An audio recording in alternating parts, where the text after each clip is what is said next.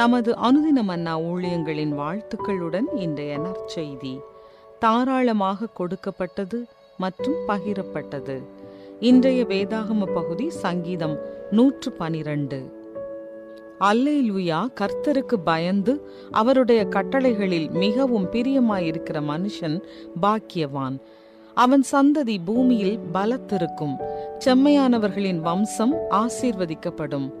ஆஸ்தியும் ஐஸ்வர்யமும் அவன் வீட்டில் இருக்கும். அவனுடைய நீதி என்றைக்கும் நிற்கும். செம்மையானவர்களுக்கு இருளிலே வெளிச்சம் உதிக்கும். அவன் இரக்கமும் மன உருக்கமும் நீதியும் உள்ளவன். இறங்கி கடன் கொடுத்து தன் காரியங்களை நியாயமானபடி நடப்பிக்கிற மனுஷன் பாக்கியவான். அவன் என்றென்றைக்கும் அசைக்கப்படாதிருப்பான். நீதிமான் நித்திய கீர்த்தியுள்ளவன். துர்ச்செய்தியை கேட்கிறதினால் பயப்படான். அவன் இருதயம் கர்த்தரை நம்பி திடனாயிருக்கும். அவன் இருதயம் உறுதியாயிருக்கும். அவன் தன் சத்துருக்களில் சரிக்கட்டுதலை காணுமட்டும் பயப்படாதிருப்பான். வாரி இறைத்தான், ஏழைகளுக்கு கொடுத்தான். அவனுடைய நீதி என்றென்றைக்கும் நிற்கும். அவன் கொம்பு மகிமையாய் உயர்த்தப்படும். துன்மார்க்கன் அதை கண்டு மனமடிவாகி தன் பற்களை கடித்து கரைந்து போவான். துன்மார்க்கருடைய ஆசை அழியும். குறிப்பு வசனம்: இறங்கி கடன் கொடுத்து தன் காரியங்களை நியாயமானபடி நடப்பிக்கிற மனுஷன் பாக்கியவான். சங்கீதம் 112:5. நானும் என் மனைவி கேரியும் எங்கள் உயர்கல்வியை முடித்த போது எங்களுக்கு சில $1000 கடன் இருந்தது. குறைந்த வட்டியில் வங்கியில் கடன் பெற்று எங்களுக்கு கடன் கொடுத்தவர்களுக்கு திருப்பி கொடுத்து விடலாம் என்று நினைத்து நாங்கள் உள்ளூர் வங்கியில் கடனுக்கு விண்ணப்பித்தோம். ஆனால் நாங்கள் நீண்ட காலமாக அந்த நகரத்தில் வசிக்கவோ வேலையோ செய்யவில்லை என்பதால் எங்கள் கடன் விண்ணப்பம் நிராகரிக்கப்பட்டது. சில நாட்களுக்கு பிறகு எங்கள் சபையில் நெடுங்காலமாக உறுப்பினராக இருக்கும் என் நண்பரிடம் நடந்ததை சொன்னேன்.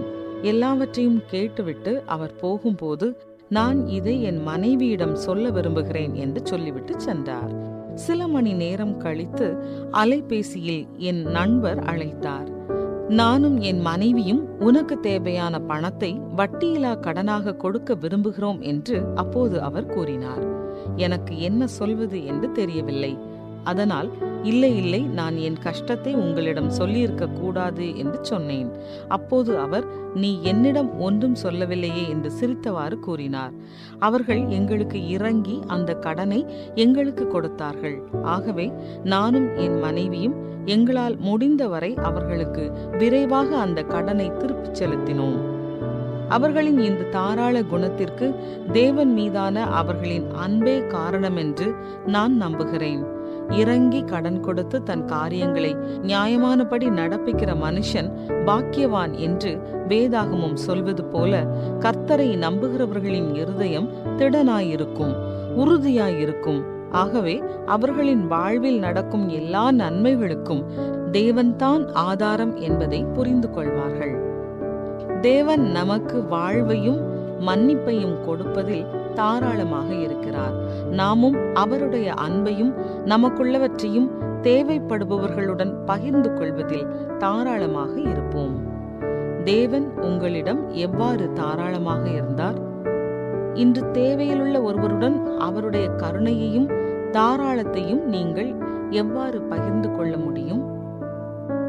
அன்பு தகப்பனே, எனக்கு வாழ்வென்னும் பரிசை கொடுத்ததற்கும் ஒவ்வொரு நாளும் போஷித்ததற்கும் நன்றி. உம்மை நம்புவதற்கும் உம்மை போல தாராள குணம் கொண்டிருக்கவும் எனக்கு உதவும். ஆமென்.